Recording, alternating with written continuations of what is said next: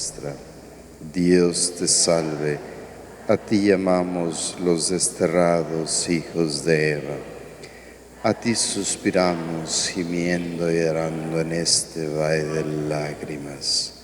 Ea pues, Señora, abogada nuestra, vuelve a nosotros tus ojos misericordiosos, y después de este destierro, muéstranos a Jesús, fruto bendito de tu vientre, oh clemente, oh piadosa, oh dulce y siempre Virgen María.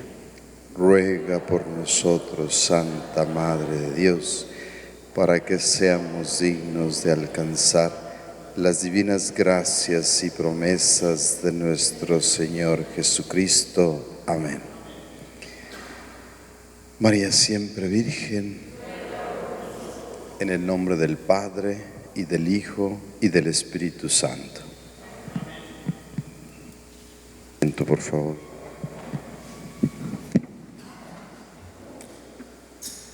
Bienvenidos nuevamente.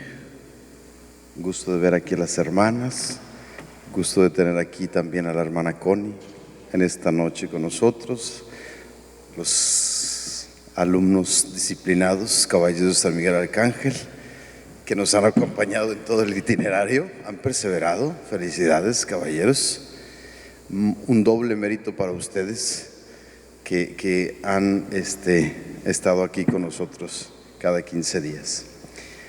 Bien, esta noche vamos a reflexionar, como ya lo habíamos anunciado, vamos a reflexionar, a meditar sobre la oración a María siempre Virgen, esta oración que nace en el seno de la comunidad, que es voluntad de María siempre Virgen, que se le rinda honor, que se le alabe de esta específica forma.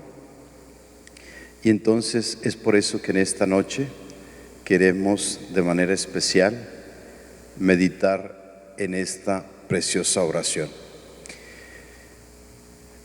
Ya de una vez les anuncio que cuando les platico que las primeras veces que yo entré en contacto con esta oración fue cuando estuve con los muchachos. De hecho, a los primeros que les escuché esta oración fue a los hermanos, si no me equivoco. Y de verdad que desde el primer momento en que la escuché, me enamoré de ella, porque realmente plasma las verdades esenciales de nuestra devoción mariana y sobre todo plasma el orden en el que María siempre Virgen quiere que seamos iglesia.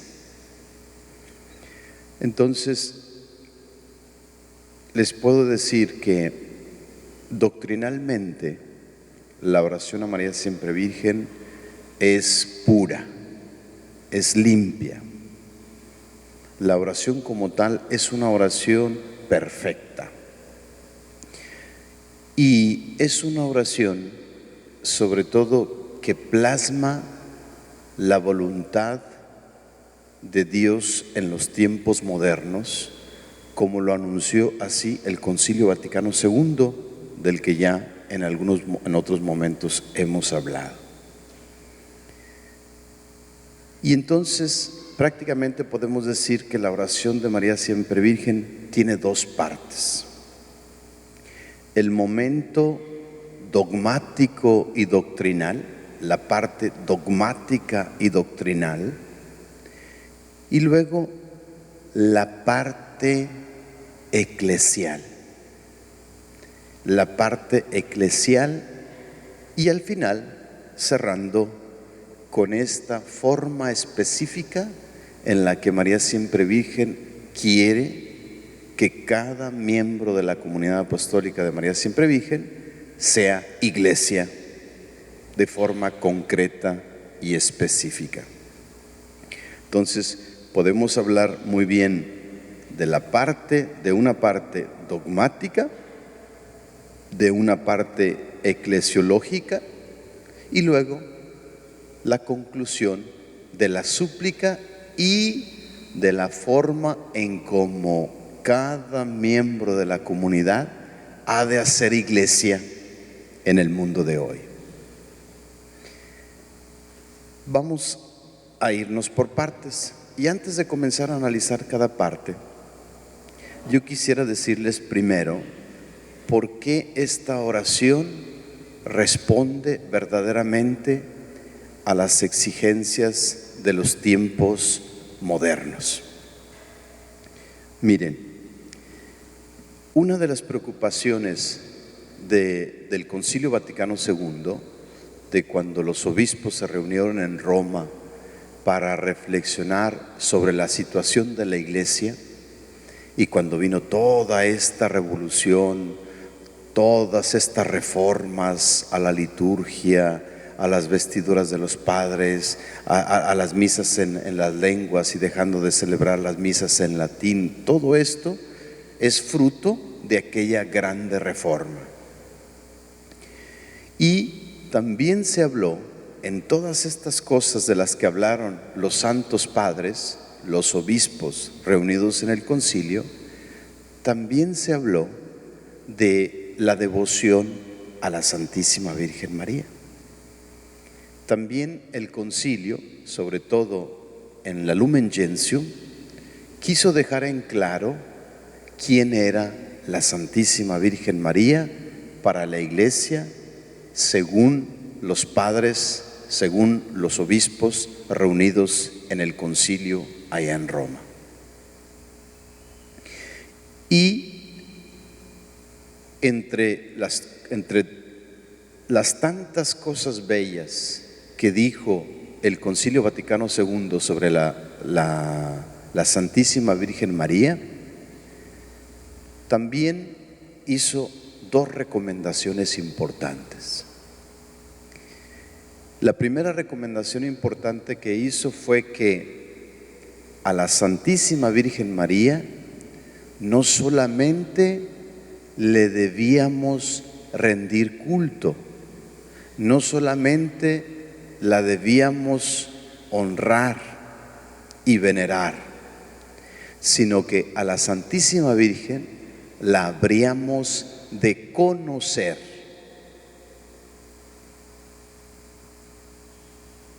¿Quién era ella delante de Dios y quién era ella en la misión de la Iglesia? Porque decían los santos padres, es cierto que en el mundo los cristianos son muy devotos de la Santísima Virgen María. Dice, pero decían los santos padres, pero también es cierto que no conocen a la Virgen María. Es decir, la quieren, pero cuando se trata de explicar quién es la Virgen María, ellos ya no saben si es una, si son muchas vírgenes, pero ahorita podemos decir que no tenemos esta preocupación, más o menos, al menos ya no entre los caballeros.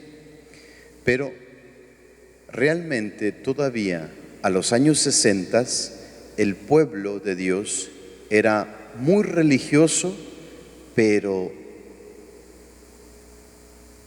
conocía poco, sabía explicar poco sobre quién era la Virgen María y sobre todo cuál era su papel específico en la Iglesia.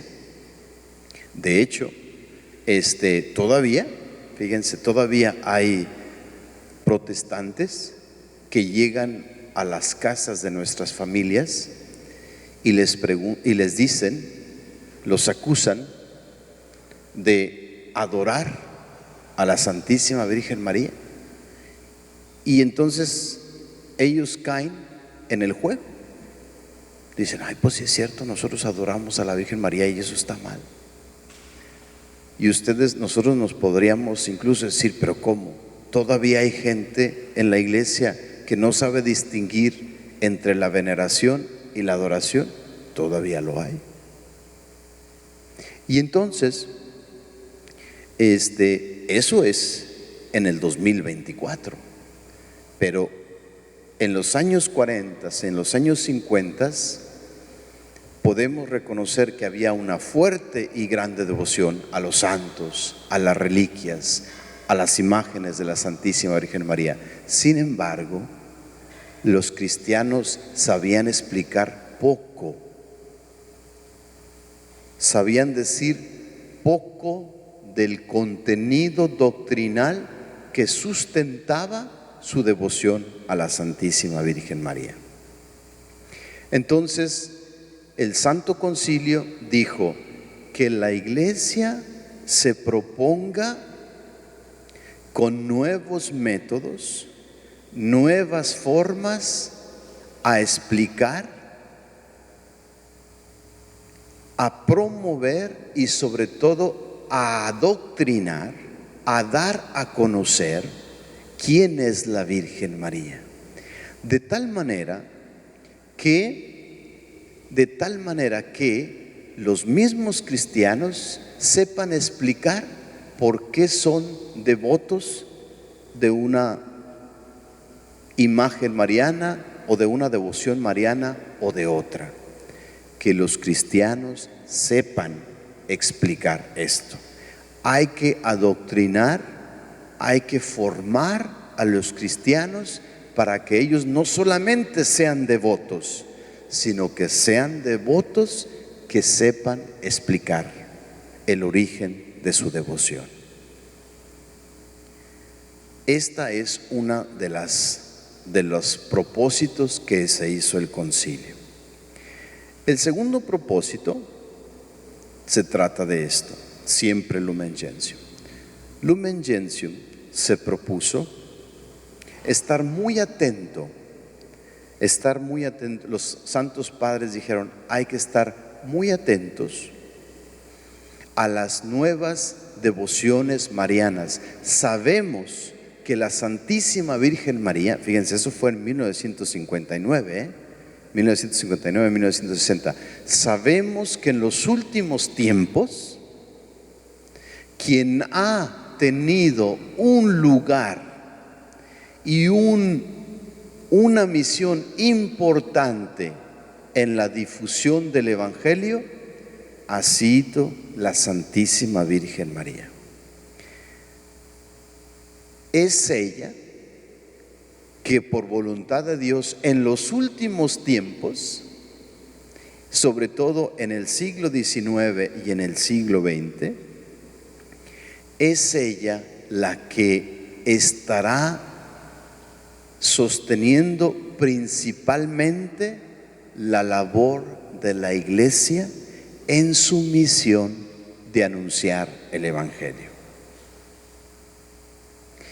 Y entonces,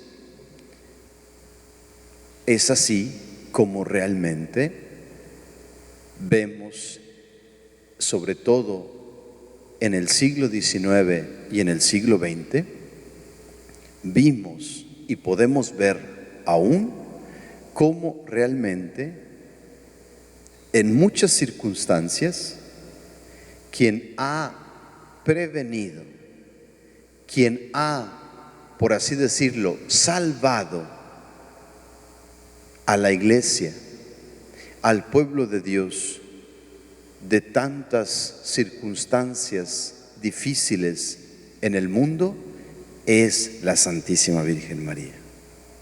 Entonces dijeron los santos padres, no hay que desaprovechar este signo tan claro de Dios para la humanidad. Verdaderamente, la Santísima Virgen María ocupa un lugar no importante, importantísimo en la misión de la Iglesia hoy y sobre todo en la forma en cómo se ha de transmitir la fe a los discípulos y a los creyentes de estos tiempos. Dice el concilio, estamos convencidos que hoy, en este tiempo, la Santísima Virgen María es indispensable, y por la historia que nos cuenta cómo se ha ido desenvolviendo la misión del anuncio del Evangelio en el mundo, ella ocupa un lugar importantísimo. Entonces dice, no hay que nunca desaprovechar nunca cualquier signo de Dios que en la Santísima Virgen María nos quiera ayudar en esta labor de la Iglesia en anunciar el Evangelio. Y entonces, fíjense cómo el concilio ya hablaba de María siempre Virgen. Porque el concilio no inventó nada sobre la Virgen María. El concilio solo reconoció que el papel de la Santísima Virgen María iba a ser indispensable para los tiempos modernos, y que estuviéramos muy atentos a los signos, a las señales que Dios nos quisiese dar a través de la Santísima Virgen María para anunciar el Evangelio y para buscar la santidad en la Santa Madre Iglesia. Y entonces, sustentados en estos dos propósitos, en estos dos lineamientos que nuestros pastores, los obispos, vieron, profetizaron sobre lo que vendría, fíjense, en estos tiempos en los que viene a nosotros María siempre Virgen.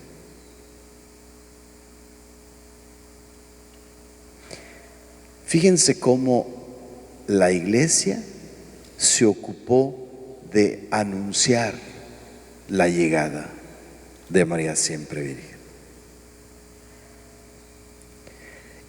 Y María siempre Virgen se encargó de decir en qué se habría de especificar el anuncio del Evangelio desde el proyecto que Dios había puesto en sus manos.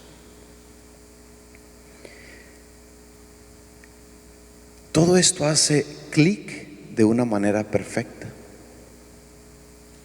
La Iglesia que reconoce en la misión de la Virgen María un papel importante, y María siempre Virgen que se presenta con un proyecto de parte de Dios para cumplir en la humanidad y avanzar, combatir la lucha de la fe, vivir, acrecentar y caminar hacia la santidad que Dios nos ha llamado. Y si ustedes se fijan, nosotros al hacer la oración, esta oración, encontramos los tres elementos de los que hablaba el concilio. María siempre Virgen, que se hace presente con una personalidad específica. María siempre Virgen, que piensa en necesidades específicas y concretas de la Iglesia. Y María siempre Virgen, que habla del lugar específico en los que se ha de presentar el proyecto que Dios quiere para la humanidad. Y entonces, queridas hermanas y queridos caballeros, es con esta premisa con la que hoy queremos entrar a hacer un sencillo, pero no por eso no importante, una sencilla meditación. Iba a decir análisis, pero yo en realidad no tengo nada que analizar. Tengo que, sobre todo, he meditado esta preciosa oración y de allí he deducido algunos frutos, pero no es como que tenga nada que corregir o que analizar. Tengo mucho que profundizar, tengo mucho que aprender de ella. Bueno, y entonces ahora vamos a entrar a analizar a meditar estas tres partes de la oración. La primera parte, en donde María Siempre Virgen se presenta, en donde ella dice: yo quiero que a mí me reconozcan y a mí me hablen de esta manera. Permítanme hacer un ejemplo a lo mejor un poco banal. Es como cuando nosotros conocemos a una persona y me dice: hola Diego, yo soy Miguel Ángel Cabrera, pero me dicen Angelito. La gente me conoce como Angelito. Así me conocen, mis amigos, las personas que me conocen, que me quieren en el trabajo, me llaman Angelito. Así es como yo respondo, así es como yo reacciono. Si alguien me dice Miguel Ángel, a veces se me olvida. Cuando dicen Angelito, pues me doy cuenta que me hablan a mí. Más o menos, esto es lo que quiere hacer María Siempre Virgen. María Siempre Virgen, en este proyecto que ella le ofrece a la humanidad, dice: a mí, yo quiero, dice María Siempre Virgen, yo quiero que a mí me invoquen, me quieran, me busquen, me llamen como Inmaculada y Siempre Virgen María. Esta es la forma en como yo quiero que me invoquen y como yo quiero que me vean. Sí, yo soy madre, yo soy esposa del Espíritu Santo, yo soy la madre de Dios, yo soy la corredentora, yo soy la que tiene yo soy la misionera, yo soy tantas cosas, tantos atributos que podemos encontrar en la Santísima Virgen María.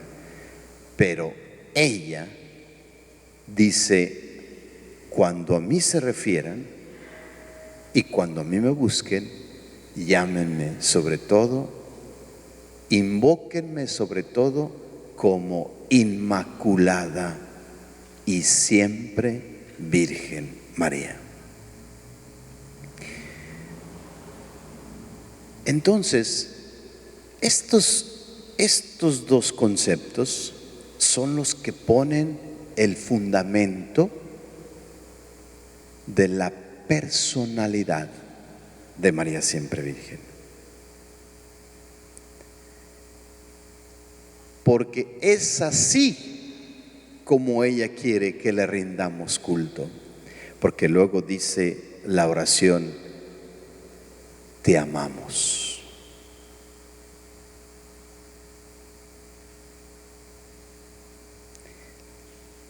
Esto no es algo que nosotros hemos creado, es algo que ella ha inspirado.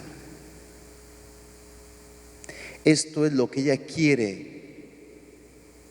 que se cultive en el momento en que la invocamos como Inmaculada y siempre Virgen María. Que nosotros sepamos sobre todo encontrar el don del amor entre su condición de pura, de mujer pura, y entre su condición de virgen, siempre Virgen María.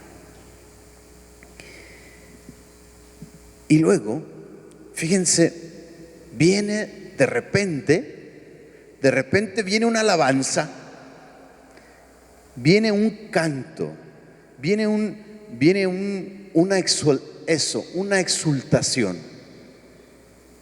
Dice, primero ella dice, a mí llámenme e invóquenme, sobre todo desde mi condición de Inmaculada y siempre Virgen María. En esta condición es en donde vamos a cultivar el amor que yo quiero que me tengan y el amor que yo quiero manifestarles. Y luego viene esta exultación que es de María. Reconocemos contigo las maravillas que Dios ha hecho en ti. Estas son palabras de la Santísima Virgen María. Ella dice, cuando ella visita a su prima Santa Isabel, aquí podríamos detenernos mucho más, pero vamos a ver si es posible hacer palpable la esencia de este saludo, de esta exultación. Ustedes recuerden, cuando va a visitar a su prima Santa Isabel, su prima Santa Isabel salta de gozo por la visita de María y sobre todo por la visita de María que lleva ya la vida de nuestro Señor en su vientre. El Espíritu Santo le dice a Santa Isabel que María está esperando un hijo. Y entonces, en ese diálogo que hay entre la Santísima Virgen y su parienta Isabel, María, dice el evangelista, llena del Espíritu Santo, comienza el hermoso cántico que rezamos todas las tardes en la liturgia de las horas. Proclama mi alma la grandeza, el Magnificat, el conocido Magnificat. Proclama mi alma la grandeza del Señor. Se alegra mi espíritu en Dios mi Salvador, porque ha mirado la humillación de su esclava. Y luego dice, desde ahora, ¿cómo dice, hermanas? Desde ahora me felicitarán todas las generaciones. Y esto es lo que nos pide. Es una continuidad de aquella profecía, de aquel cántico, de aquella poesía. Nosotros reconocemos contigo, es decir, celebramos contigo las cosas que Dios ha hecho en ti. Y celebramos las cosas que Dios ha hecho en ti porque tú así lo pediste aquel día que tú hablabas con tu parienta Isabel. Tú dijiste que las generaciones estarían en el tiempo y en la historia celebrando contigo las maravillas que Dios ha hecho en ti. Entonces dice María siempre Virgen, y yo quiero que ustedes reconozcan, celebren, se unan a mí en aquí y ahora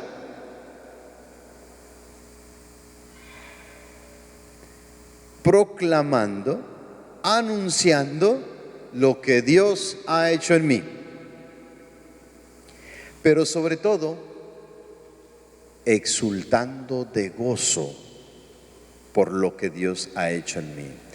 Reconocer las maravillas que ha hecho en mí no es para que ustedes recuerden que yo me alegré, sino para que ustedes se unan con el gozo de mi gozo. Yo los invito a que ustedes reconozcan las maravillas que Dios ha hecho en mí, uniéndose con su gozo a mi gozo.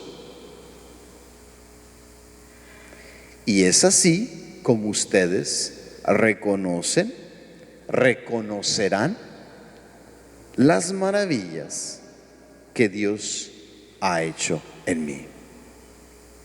Y entonces, María Siempre Virgen fue muy precisa al decir que cuando oráramos y la llamáramos Inmaculada y Siempre Virgen María, dijéramos: reconocemos contigo, es decir, celebramos contigo, nos unimos a ti para cantar. Nuestro gozo se une al tuyo porque reconocemos las maravillas que Dios ha hecho en ti.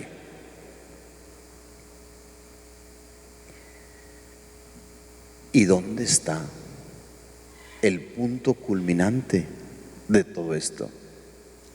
¿Hacia dónde nos quiere llevar esto?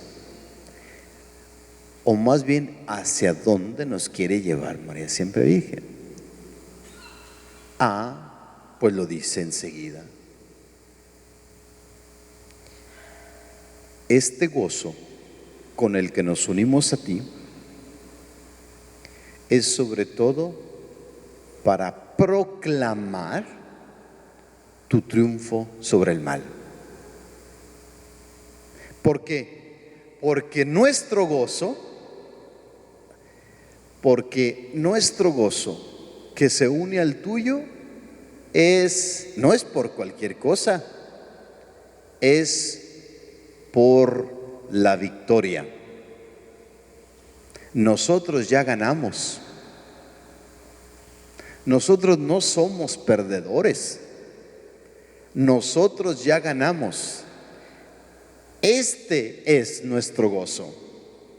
Para nosotros no hay lucha perdida, porque uniéndonos a ella, reconociendo las maravillas que Dios ha hecho en ella, nos lleva a una meta específica: a celebrar y a proclamar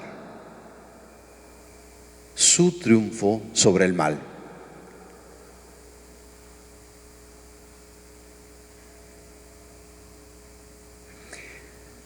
María Siempre Virgen es, de hecho, a eso hace alusión la serpiente que está bajo María Siempre Virgen. De eso hablaremos en otra ocasión, porque si no nos llevará tiempo. Pero en sí, como ustedes pueden ver, María Siempre Virgen es una presencia triunfante. ¿Por qué? Porque ha sometido la serpiente del mal. Ella María Siempre Virgen quiere que nosotros caminemos proclamando su triunfo con una certeza, con algo de lo que estamos bien seguros. Nosotros caminamos, peregrinamos hacia la meta de nuestra santidad en compañía de María Siempre Virgen, proclamándonos triunfadores. Triunfadores en ella y con ella, porque su respuesta al Señor ha dado pie a que el mal sea vencido. Y el mal ya fue vencido. Ya no tiene posibilidad de ganar. Ahora solo queda llevar a cabo y cumplir la misión que espera de cada uno de nosotros. La presencia de aquella que nos acompaña a la victoria ya está aquí.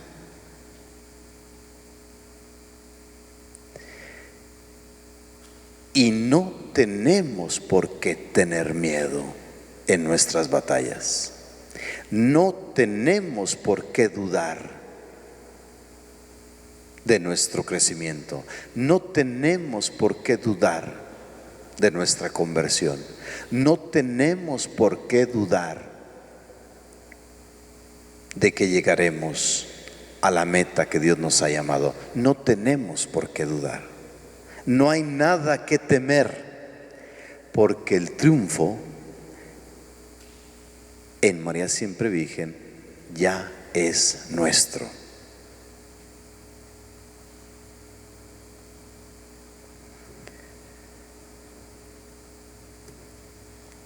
Entonces, por eso viene lo que a continuación viene.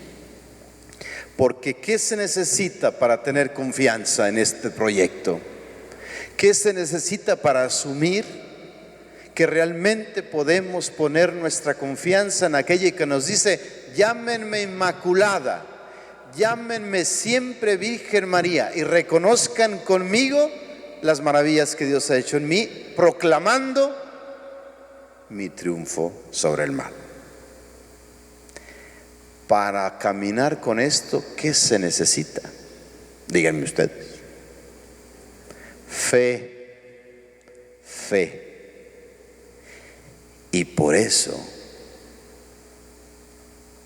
te pedimos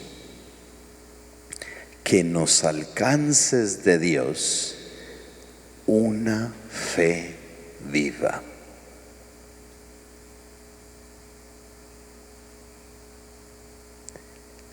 Fíjense, yo no había escuchado esas dos palabras unidas.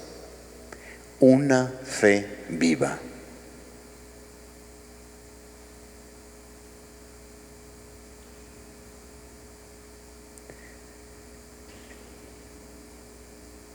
Es decir, te pedimos que de tu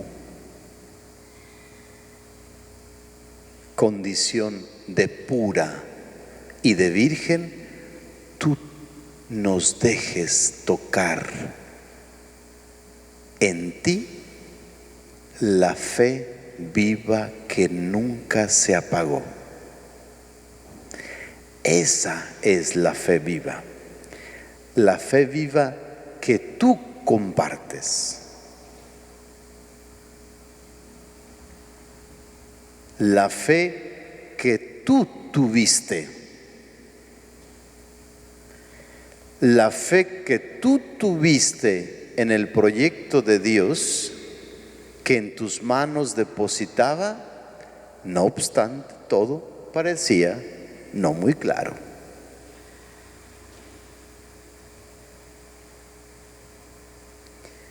Y entonces le decimos: tú que mantuviste vivo el don de la fe, reconocemos que es de ti que viene el don de la fe viva, porque tú llevaste en tu vientre aquel en quien se concentra todo cuanto queremos y necesitamos. Por eso, no dejes que se apague la luz de nuestra fe. que siempre esté encendida, que siempre esté viva.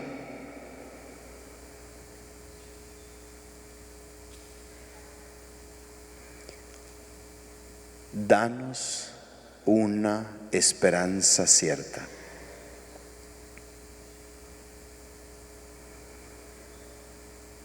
Que nuestra condición de creyentes que esperan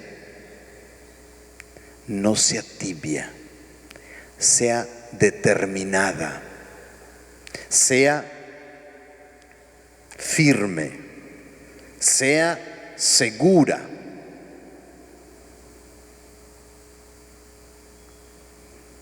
Y danos una ardiente caridad.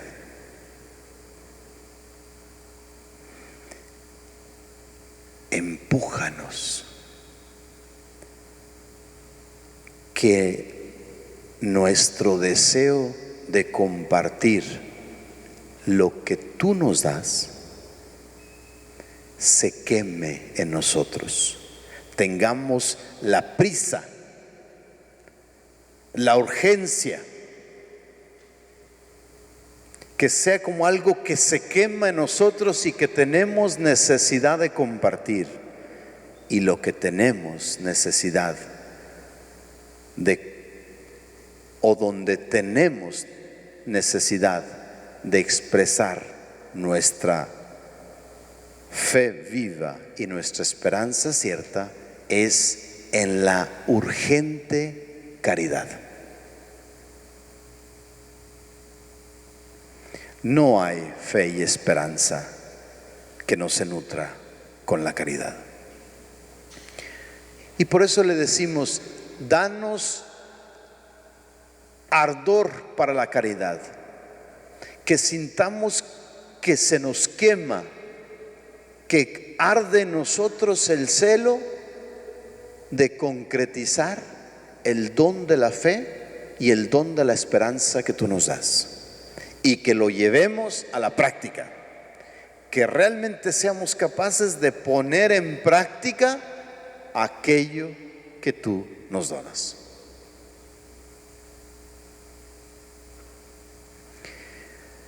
Esta es la parte en la que encontramos, hasta aquí, encontramos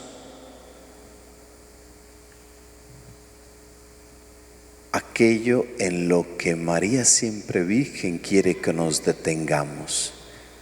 Primero a contemplarla y lo que quiere que nosotros específicamente le pidamos. Y luego viene la segunda parte de la oración, que es la parte eclesiológica, es decir, la parte en donde ella no se olvida de algo que ella considera urgente, muy urgente.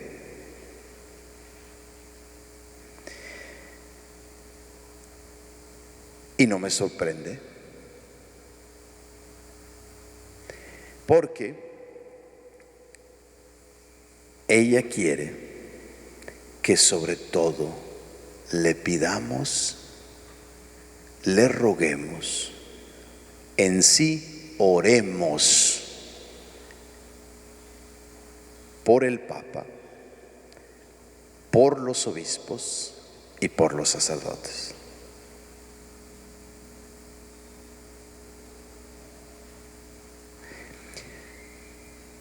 Fíjense,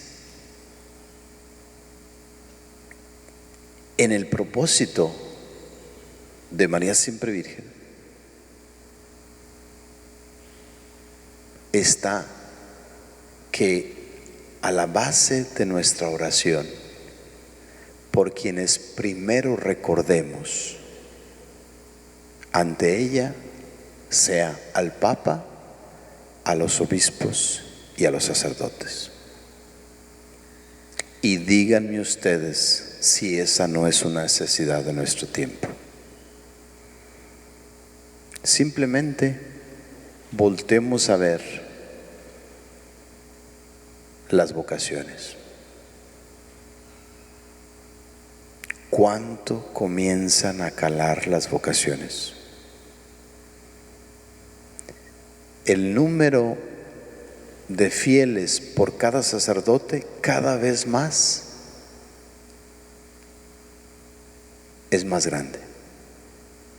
Simplemente yo ayer estaba viendo un artículo que ya tiene meses en el semanario.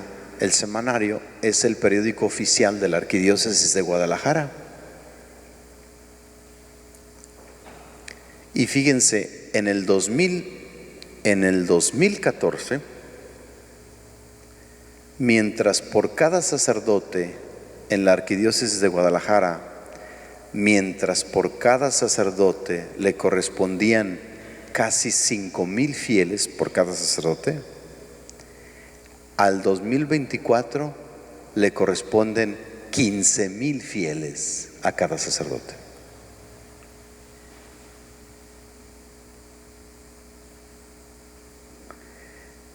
Y vamos así, ¿eh? Y es cierto, el concilio subrayó mucho la misión de los laicos. Esto es cierto. Pero fíjense, María Siempre Virgen quiso recordarnos algo. Por muy importante y por muy grande que sea el rol de los fieles, nunca se va a suplir por la presencia del sacerdote. Entonces, ella ve la necesidad de que en nuestras oraciones esté priorizar la misión, la persona y el ministerio sacerdotal.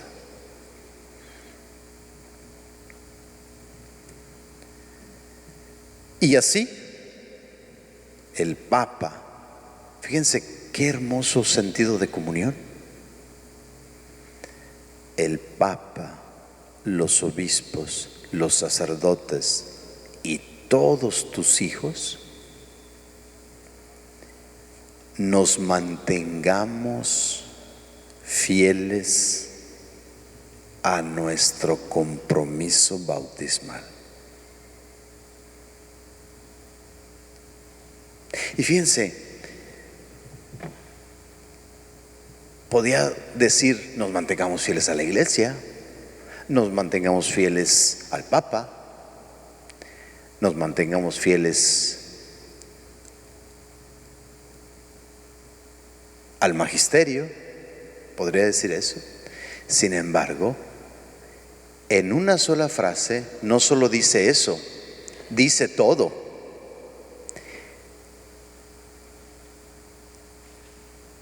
Que juntos nos mantengamos fieles al compromiso bautismal. Fíjense que una de las verdades que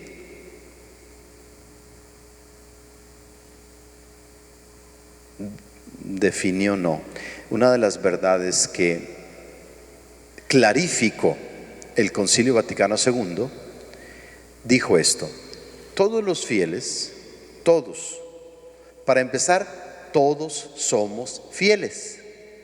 Todos somos fieles. ¿Por qué? Porque el primer escalón para ir hacia Dios es el bautismo. Y por el bautismo todos somos fieles. De ahí llamará a unos a ser sacerdotes, llamará a otros a ser religiosos, llamará a otros a ser esposos, llamará a otras a ser esposas. De ahí llamará a tantos a cumplir con una vocación específica. Pero todos partimos del concepto que somos todos fieles. Es decir, delante de Dios, en dignidad, somos iguales. Entonces, en los distintos roles que cada uno tenemos, que son importantes, al final estamos en el empeño de llevar a cabo, a cumplimiento, nuestro compromiso bautismal. ¿Y cuál es nuestro compromiso bautismal? El de mantener nuestra condición, nuestras vestiduras blancas delante de Dios. Porque eso fue lo que hicieron en nuestro bautismo. En nuestro bautismo quedamos limpios de todo. Y quien fue a bautizarnos, a lo primero que se comprometió fue a ayudarnos para mantener blancas las vestiduras con las que nos llevaron al bautismo. Entonces, el compromiso es este, de que no dejemos que las miserias del pecado ensucien las vestiduras. ¿Y cuáles vestiduras? Las vestiduras del bautismo. Este es el compromiso. Y es a este y en este compromiso en el que María Siempre Virgen quiere que nos mantengamos unidos. Que las vestiduras del sacerdote no se mantengan limpias por ser sacerdote, que las vestiduras del religioso no sean limpias porque es religioso, que las vestiduras del padre de familia no sean limpias porque es padre de familia, que las vestiduras sean limpias porque es así como Dios te regaló tu condición de hijo el día de tu bautismo. Fíjense, qué hermoso compromiso y qué empeñativo el compromiso. Y entonces ella dice: sean constantes en el pedir por los sacerdotes, sean constantes en el pedir por esta necesidad específica, pero sean constantes sobre todo por pedir que las vestiduras blancas de todos, que el compromiso adquirido en el bautismo se mantenga firme.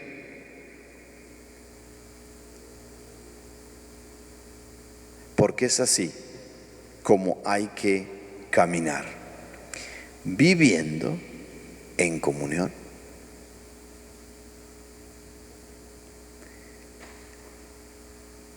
Fíjense, es cierto que tenemos que vivir la comunión, pero para vivir la comunión es importante que nos ayudemos a preservar nuestras vestiduras blancas, porque esta es la base de la comunión. La base de la comunión donde ustedes, caballeros, cuidan que yo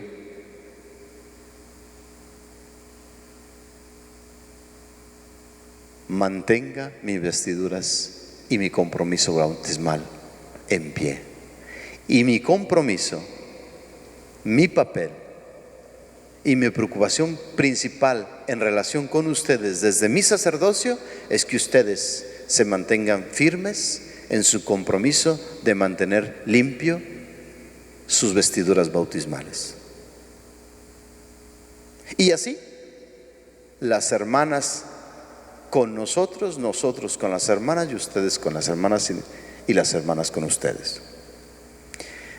Y entonces, en la medida en que nosotros nos cuidamos para que este compromiso bautismal, esta vestidura blanca no se ensucie, resale el sentido de la comunión.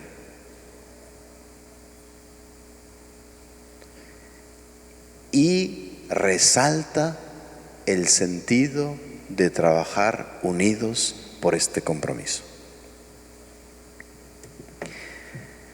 Y así, ya la última parte, porque ya es hora, la última parte, la tercera y última parte, esta es la parte eclesiológica de la oración. La última parte es donde María Siempre Virgen quiere que hagamos todo esto que ya dijimos en relación a ella, en relación a la iglesia, en relación al Papa, en relación a los sacerdotes, todo esto que ya vimos en ella y que ella quiere que celebremos con ella, quiere que lo llevemos a un lugar específico y concreto que se llama, díganme ustedes, que se llama parroquia,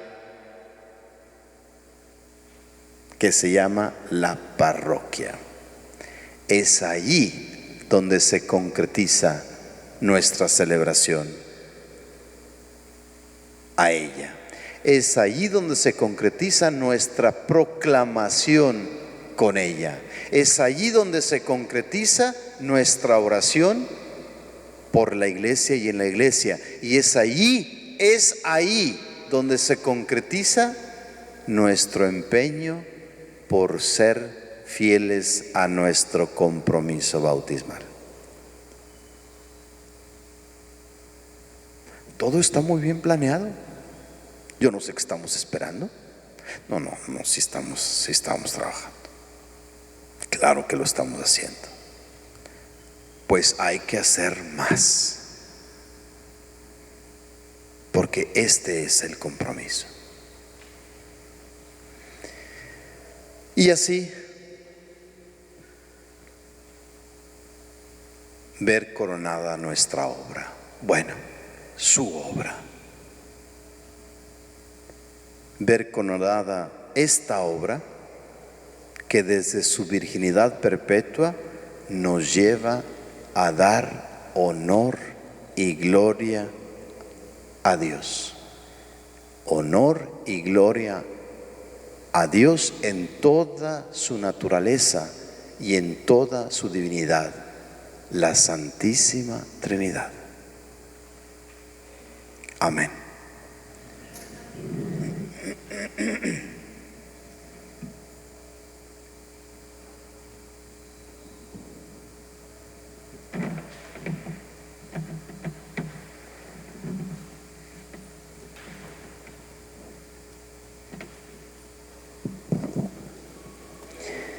Gloria al Padre, y al Hijo, y al Espíritu Santo, ahora y siempre, por los siglos de los siglos. Amén. Gloria al Padre, y al Hijo, y al Espíritu Santo.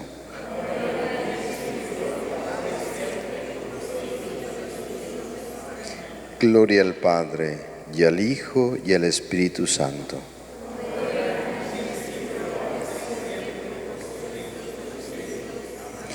María Siempre Virgen, en el nombre del Padre, y del Hijo, y del Espíritu Santo. Amén.